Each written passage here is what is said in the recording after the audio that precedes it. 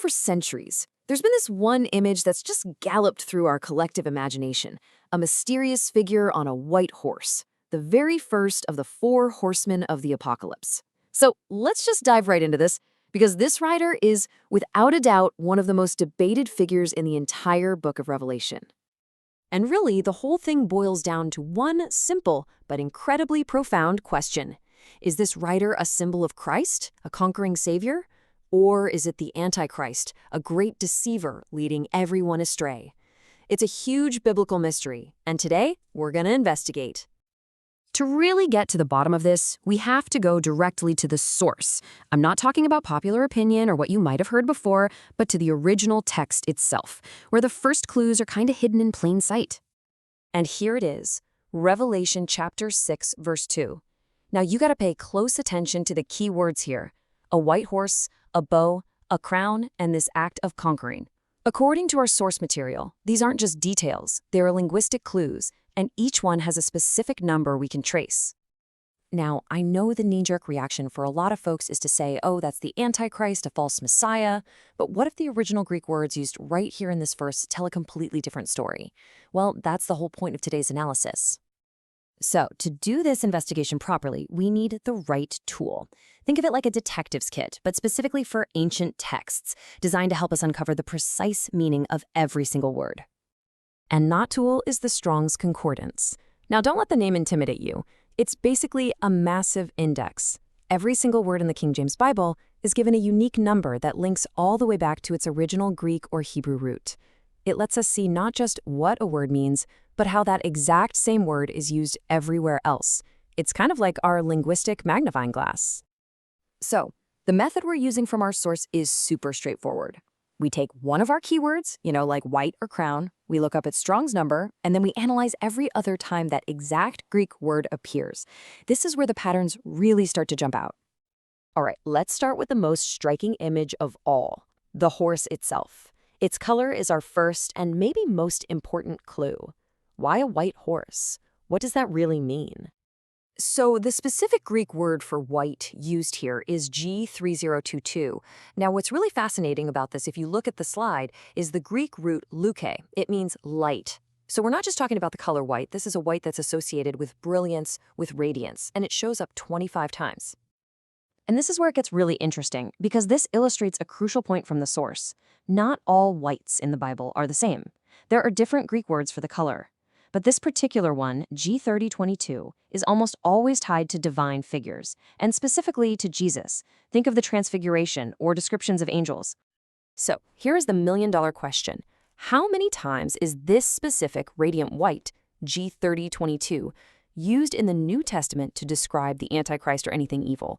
Well, the answer, according to the source's analysis, is 0. Not a single time. That's a pretty compelling start to our investigation, right?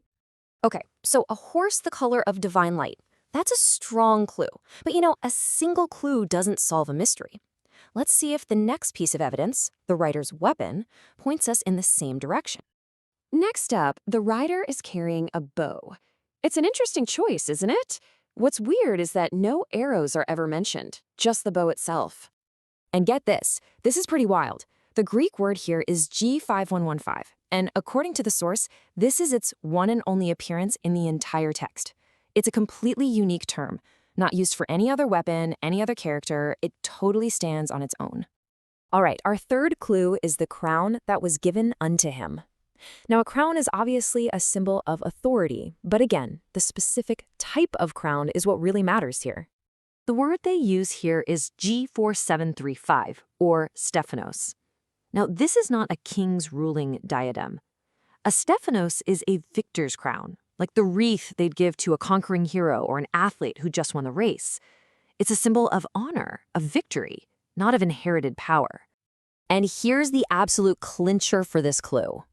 How many times is this victor's crown, this Stephanos, given to the Antichrist in the Bible? And once again, our source materials analysis comes up with that same exact number, 0. It is only ever received by Jesus and the saints. Okay, finally, let's look at the rider's mission. The text says he went forth conquering, and to conquer. This sounds pretty aggressive, right? Which is why a lot of people connect it to evil. but let's check that original Greek word. The word is G3528, and what it means is to overcome, to prevail, to get the victory. This isn't necessarily about military conquest. It can absolutely mean prevailing in a struggle or achieving a kind of spiritual victory, like overcoming evil with good. All right, we've examined all 4 clues using our linguistic toolkit. We've looked at the color of the horse, that unique bow, the victor's crown, and the mission to prevail. So I think it's time to assemble all the evidence and come to a final verdict. So let's just recap real quick. We have a rider on a horse the color of divine light. He carries a one-of-a-kind bow. He wears a victor's crown that is only ever associated with Christ and the saints. And his whole mission is to prevail and be victorious.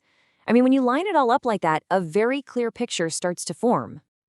So when we actually weigh the evidence, the conclusion from the source text is pretty striking.